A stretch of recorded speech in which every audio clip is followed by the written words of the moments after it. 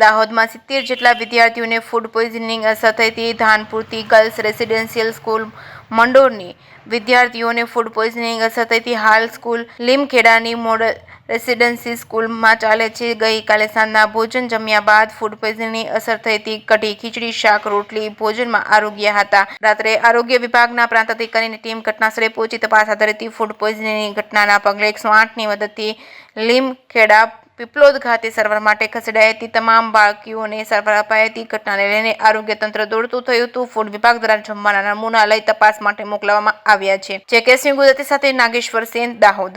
પ્રમાણે હતી કે રાત્રિના 9 થી 10 વાગ્યાની આસપાસ મોડલ સ્કૂલ GLRS મંડળ જે લીમખેડા સ્થિત મોડલ સ્કૂલના કેમ્પસમાં હાલ ચાલી રહી છે ત્યાંથી છોકરીઓ આવી હતી। તેમની કમ્પ્લેન મુખ્ય હતી ઉલટી, ઉબકા તથા પેટમાં દુખાવો। જે પ્રમાણે અમે એમને હિસ્ટ્રી લીધી એ પ્રમાણે એમને ખાવામાં કંઈક પ્રોબ્લેમ લાગી હતી અને તેઓ લીમખેડા ખાતે સારવાર માટે 108 તથા સામૂહિક આરોગ્ય કેન્દ્રના વિવિધ એમ્બ્યુલન્સો દ્વારા તેમને અહીંયા વારા પરથી લાવવામાં આવ્યા।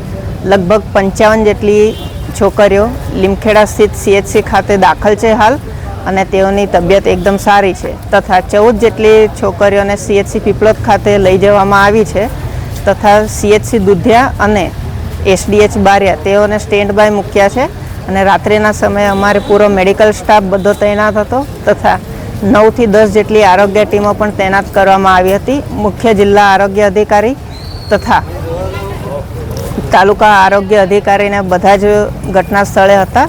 હમણાં હાલ 17 થી 18 જેટલી છોકરીઓને ત્યાં હોસ્ટેલ પર જ ઓબ્ઝર્વેશનમાં રાખી છે।